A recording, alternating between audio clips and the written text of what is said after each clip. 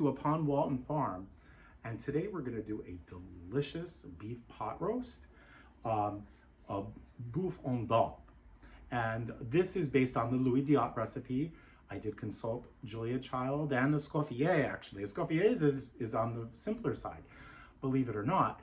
And I have simplified it. I did not have the time to marinate my beef. I am going to include the marinade in the notes, so do read it, because if you do marinate it for 6 hours or more or overnight, it will be even more delicious. But a little trick about this is you want a bottom round or a decent size pot roast, inexpensive cut of meat. This is not for filet mignon, so it could be an eye of a round too. That will work very well. I do like it to have a little bit of fat on it if possible. And a trick, if you don't have the time to marinate, what I'm going to do is I'm going to make a slit. I've made 1, 2, 3 so far. I'm using 2 cloves of garlic. The master recipe by Diat has 1 clove of garlic that you just put into the entire mixture. But to give it flavor, instead of just putting it into the pot, I'm making a slit into the beef with a small paring knife. And what that does, and I'm just going to stick half a clove of garlic. So I've made 4 slits, 2 cloves of garlic cut in half, and I'm just putting it in. Do not cut right through down the meat. You want to make sure that it isn't through the center. And then what we're going to do is we're going to brown it on all sides I put a tablespoon of olive oil in here, and now I'm adding 2 tablespoons of butter. And so all you do is you stick it in, put it in the side that you made the cuts first so that they fully get sealed. And what you're going to find is this is rather quickly. This is such an easy dish if you do it this way. The way I'm doing it in basically 1 pot. Now, I am doing little beautiful onions, small pearl onions to garnish, and I am going to do them separately. And I'm going to glaze them in a little butter and sugar later. That you can omit.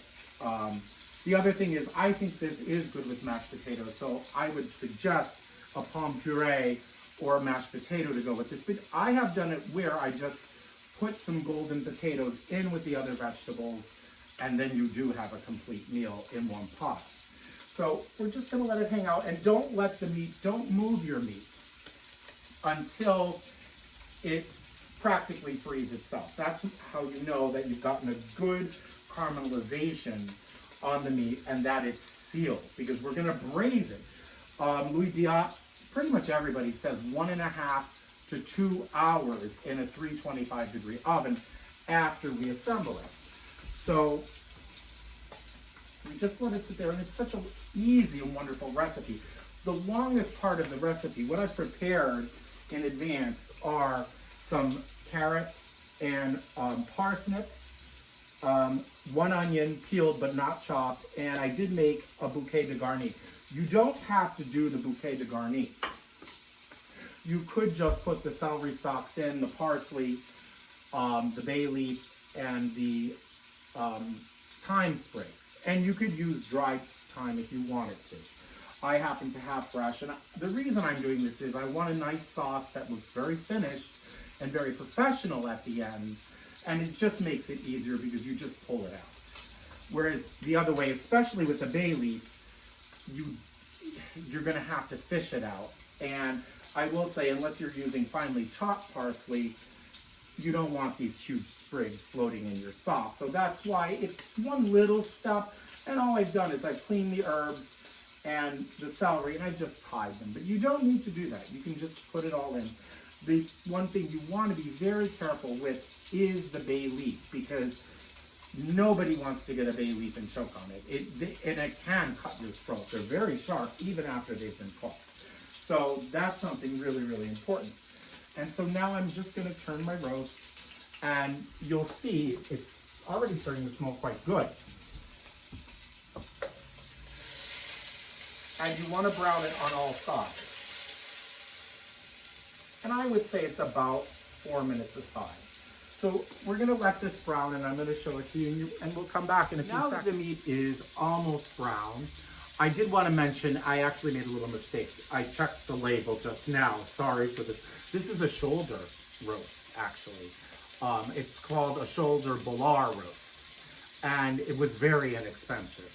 And you could do this again with the eye of the round, bottom round, or even a chuck roast. The chuck roast is going to be very flavorful because there's going to be a really good amount of fat through it. Because the whole point of this type of method, this braising that we're going to do, it's a great method of cooking. Really, you can do veal, beef, any kind of poultry.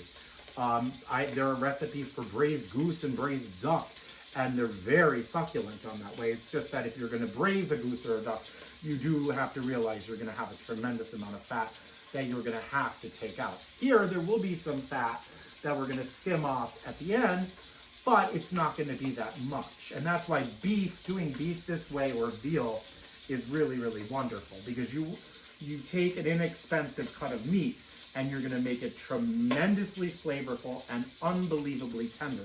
You will be able to cut, you won't really even need a knife to eat this. You will be able to cut it with your fork. It is that tender, and every bit of it will be filled with delicious, delicious flavor. And so I'm going to show you, let's see, yep, beautifully browned meat, just gorgeous. And so let me bring this over. I don't want to, but just so that you can see how lovely it is. You want a beautiful, nice brown color to it. Okay? Then, after that, we remove it briefly. Okay? I'm doing something I usually don't do. I'm following Diat's recipe here exactly. I usually thicken this later, and I make a separate roux and I whisk it in. So what he recommends doing is we're going to remove the fat. I am going to do that, because otherwise you're going to have a very greasy sauce. So the fat goes away, and I'm just going to pour it here for right now. Don't pour it into your sink, okay? You don't want to do that. So now we're going to add 2 tablespoons of butter to the same pan. He actually says to do this separately in a skillet, and I think I do it in the same pan. Number one is I want all the crystallization on the bottom of the pan. You would get this up anyway, because it all goes back into the same pot. You would get this wonderful, all of this fond, what they call, all the brown bits that are there. Then, so 2 tablespoons of flour go in with the 2 tablespoons of butter. It's very interesting. He does like for like in this recipe.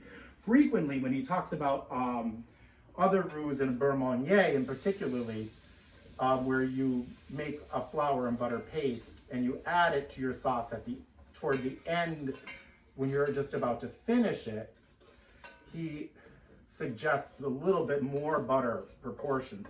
And actually so does Escoffier. Julia Child does not, but they do, and I kind of do agree with them, because what you will find, if you don't have enough butter, you're going to get lumps. The butter makes it smooth.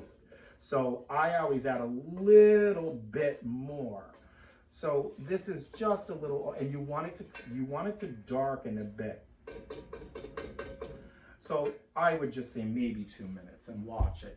And it's that simple. And just let it bubble. You'll see beautiful little air bubbles in it. And you're just going to let it get a nutty brown color.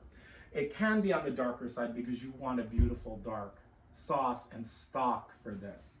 If we were doing veal, for instance, we would not let it get brown. We would just heat it enough to cook the flour through so that you don't get a pasty taste in your sauce. But here I'm allowing it to cook and brown a little bit longer.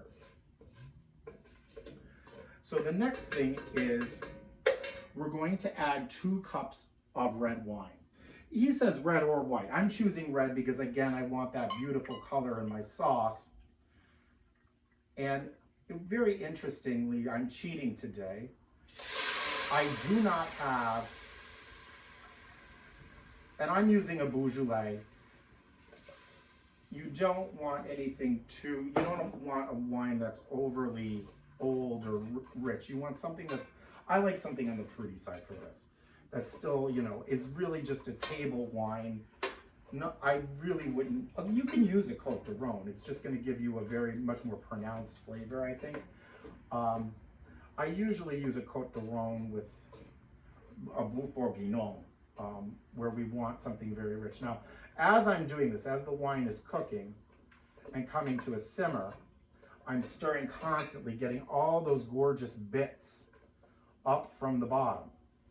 And that's it. And it's getting quite thick.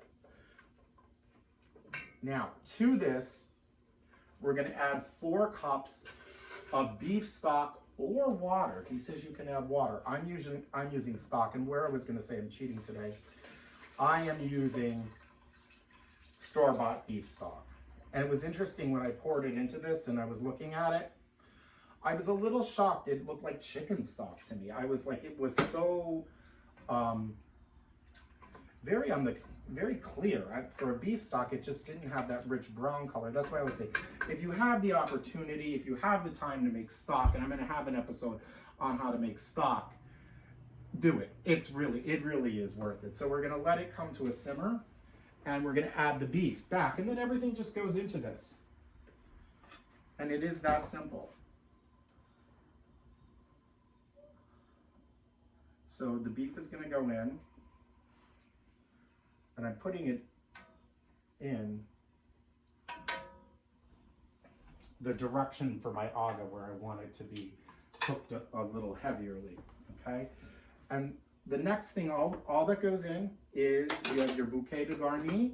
I put it in, get it way in there nice and deep so it flavors everything. And then my carrots, what I've done, which I think is fun, if you get carrots with the stalks on them, I cut them and then I clean them. The little bit of green on the end really looks lovely. I have peeled everything. If your carrots and parsnips are really clean, just scrub them and they'll look nice and rustic.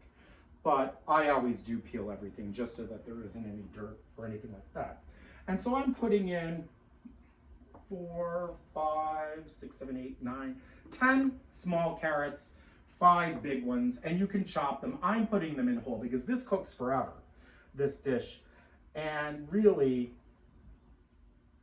you really want things to keep their shape. So, and then I have 5 small parsnips that I'm going to put in. And I'm keeping them in whole. I don't chop them because I do like the look of them when you plate it. The whole vegetable looks really, really nice. I like to see what I'm eating. And then a whole onion goes in. I don't even chop it, I just put it in. If you want onion floating around, if you don't mind that, if you like to have chopped onions, you can chop it and put it in. Either way. This is just, what I'm doing is I'm ensuring basically a very neat presentation. And that's about all. The reason why I'm doing it this particular way. You could chop, also it's just easier. It's one less step. You put the whole vegetable in. And I really do think it's just lovely on the plate to see it that way. And you want to get everything nicely submerged in the water or in the cooking liquid. Then all we do now is we're going to add salt and pepper. That's it. I would say about a teaspoon of salt, 2 large pinches to the broth, and then pepper. I'd say 1, 2, 3, 4, 5, 6, 7, 8 grinds. Maybe 9, 10, there you go. And that's it. And you cover it, you let it come to a simmer. Once it's at a simmer, not a boil, don't let it boil. That's not very good because then you're seizing your meat and your meat is not going to respond well to that. So you let it come to a simmer and then you're going to stick it in a 325-degree oven. And he says 1.5 to 2 hours. I'm going to err on 2 because I have a lot of other stuff I want to get done. And so all you have to do, this dish is that simple. The longest part was peeling the vegetables. And if you don't peel your vegetables and you want to just scrub them, it'll probably be even less time. This really is a 30-minute meal. Other than that, it cooks for 1.5 hours to 2. But the great thing about it is you stick it in, set a timer, and that's it. And at the end, I'll show you how to finish the sauce. We're going to find out if we need to do any kind of finishing. He does say to remove the fat and reduce the sauce down. And that's about the only other step, and that's only going to take 5 to 8 minutes. So this is a quick meal that has tremendous flavor. Your family will love it. It is fantastic. So we're going to check back in a few, and we're going to have a great pot roast or a boeuf en daube. Well, the pot roast has been, or the boeuf en daube has been in the oven for 2 hours, and I'm going to check it now. It smells really good. I've been glazing some onions and some small pommes de terre de noisette, little tiny potatoes, which I thought would be fun for this dish. So we're going to see what's happened. Into my aga, my trusty aga. I don't know what I would ever do without it. And here we go. Let's see what we have. And this is the first time I tried Diat's method of making a roux first after searing the roast and then adding everything instead of making a roux at the end. I did get some butter and flour. I made another roux just in case. So we're gonna see. Always be prepared. This is perfect. This is perfect. I wish you could be here. I wish there was a way to have smell-o-vision or something like that where you could literally smell. This is just gorgeous. If you could, isn't that magnificent? And you know what? There is not a lot of fat. His advice on discarding the fat that you seared the meat in, it has helped because I don't think I need to not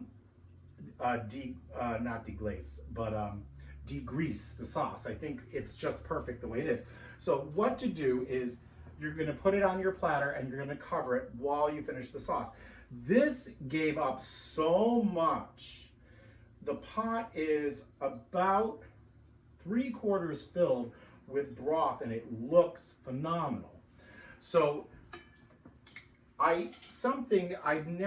whenever I make stock, I don't of course add flour to a stock. So it's going to go onto a serving platter. And the first thing I'm going to do is I'm going to remove the trussing strings, or the tying. I shouldn't say trussing. We truss a chicken, but it's the same idea. So I'm going to remove the string because I want a nice presentation. Though, if your butcher doesn't put the string on for you, do it. It prevents the roast from shrinking. If you don't, you'll be surprised how much it shrinks. And just very simple, either use your own kitchen twine. You can ask the butcher to do it. I would be surprised if they charged you for it to put 2 or 3 pieces of string on a piece of meat. So this is wonderful. So we put it on the platter and we just let it sit there, okay?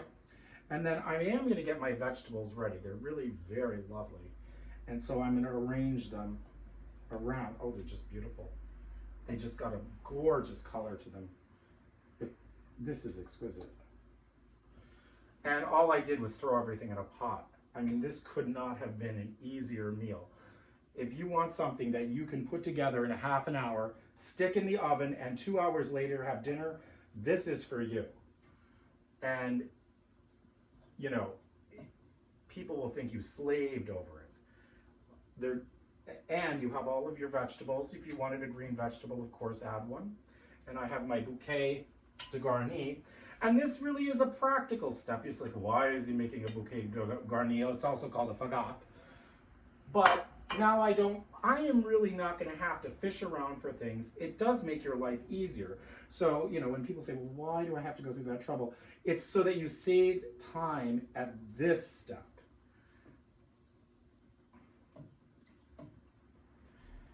And this is really wonderful. Everything is so tender. It's really very lovely. And I'm glad I left the little green ends on my carrots. It's bringing color into the dish. And I hope you could see. You know, I'm sorry that my camera angle isn't that great today. And then I'll show you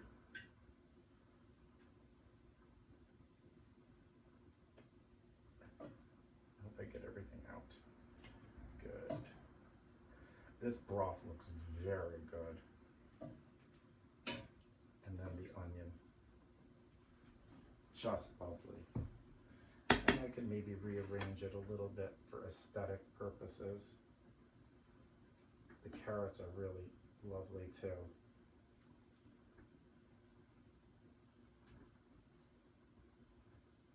And there we have it.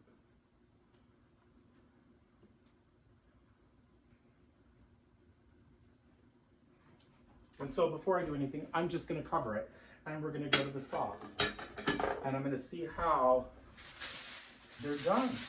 Beautiful. So for these, all I did was a trick. Now, for the little onions, what I did do what Julia Child does, it's what Diat, it's what every single chef says to do. Plunge them in boiling water for about less than a minute to loosen the skins, and yes, you do have to peel every single one. So that does add a layer of complexity. And put them in butter. I do sprinkle a little sugar. I think it helps them brown.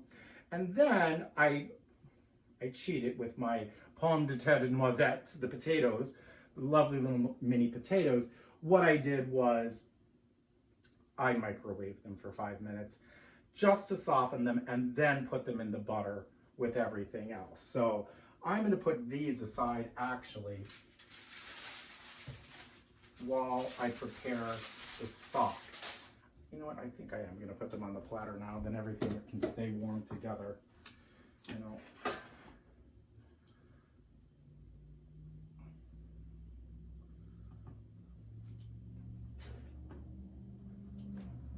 So I just want to move things around. Very nice. And then they're just going to go here. And so I'm just going to pile my potatoes on with the onions, and the onions are beautifully brown, and there's a gorgeous broth with them, which is like a glaze, which I'm actually going to pour over everything.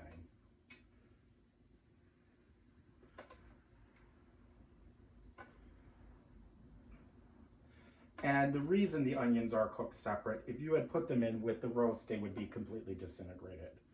And they're such a beautiful garnish. They're so delicious. These little pearl onions, they really make a dish look beautiful.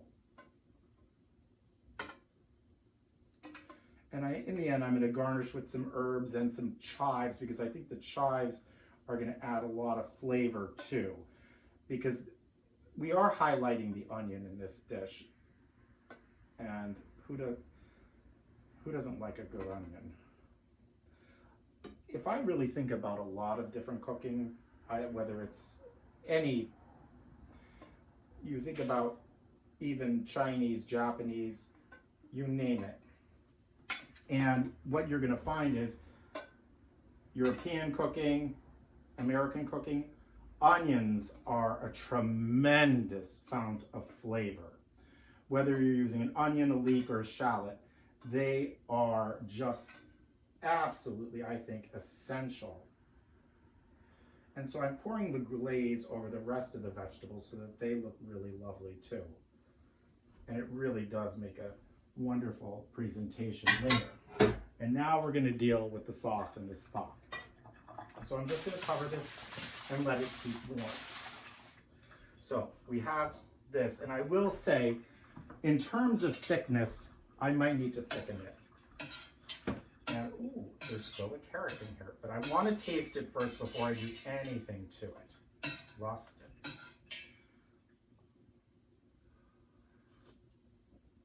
Oh.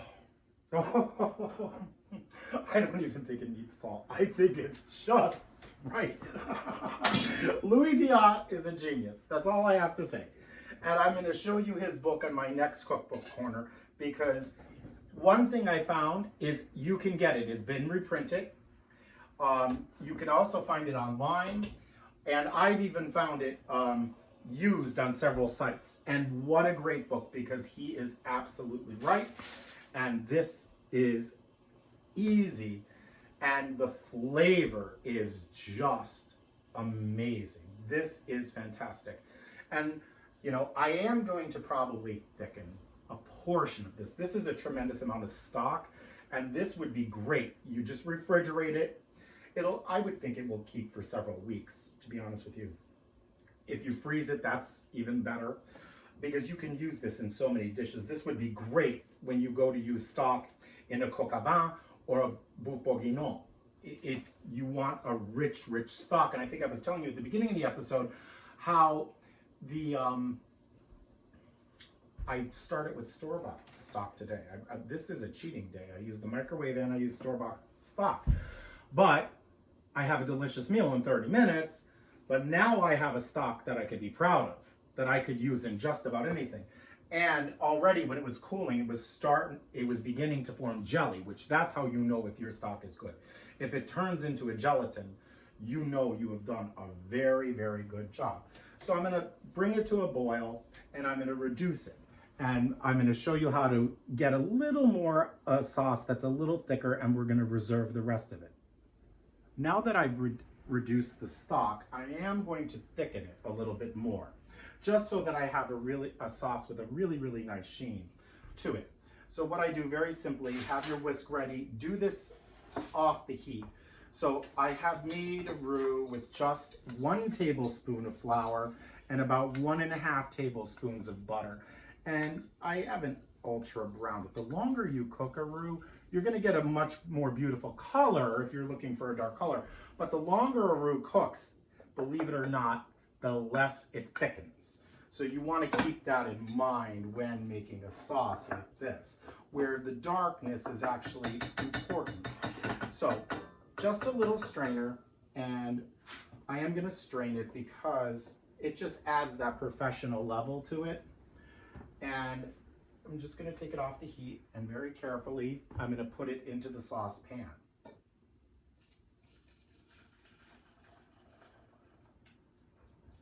I am going to reserve the rest of it because it's a good amount, and I'd like to save it for later because I am going to be able to make other dishes with that, and it's really, really good. So, and see, there were a couple little vegetable pieces and whatnot in that. So I'm going to return it to the heat, and we're just going to whisk to thicken. And I am going to test it again because I have added flour. I want to make sure that the seasoning is right. And it really is a gorgeous sauce. It's a beautiful brown color. You know, it's just right. And so he doesn't say to do this at all. He just uses the way it comes out of the pot. He does do a straining in the middle of the cooking though, which I will explain. And to me, that's just about thick enough. And I am gonna test it one more time just to be sure.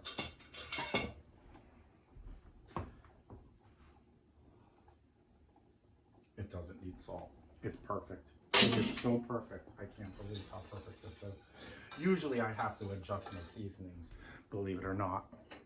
But this is just right. So into a sauce boat it goes, preferably a warm one. And we're ready to finish garnishing. And so what I thought, because as I was saying with the chives and everything, I think that would be a lovely flavor to have with this. So I've had this covered. And now I'm just going to sprinkle some herbs and sauce. I hope you could see how lovely that really is. It's just beautiful. And I really didn't do that much. The hardest thing about this whole meal was peeling the vegetables, and I'm not kidding you, and peeling the little onions. So they do take time, but I do think they're worth it. So here, I think just some fresh chives is enough just to get some green color into this. You could serve asparagus with this, broccoli, any type of green vegetable if you want one. I think we have a lot of vegetables here, but I always do like a green vegetable. And what I do is, over the meat, I will pour a little bit of the sauce. I do think it adds a nice sheen to it when you serve it, just so that it glistens a little bit. And it will help bring your herbs alive, just to refresh them a little bit. And so a little bit more chive, for a nice presentation, and it's simple, and the one good thing about it is it does add more flavor. And then because it was cooked with thyme, I thought I would put some sprigs of thyme on the platter. And I had some leftover rosemary, so I thought, why not put that on there too? Rosemary always looks so pretty, and I love the scent of it. A little bit more thyme.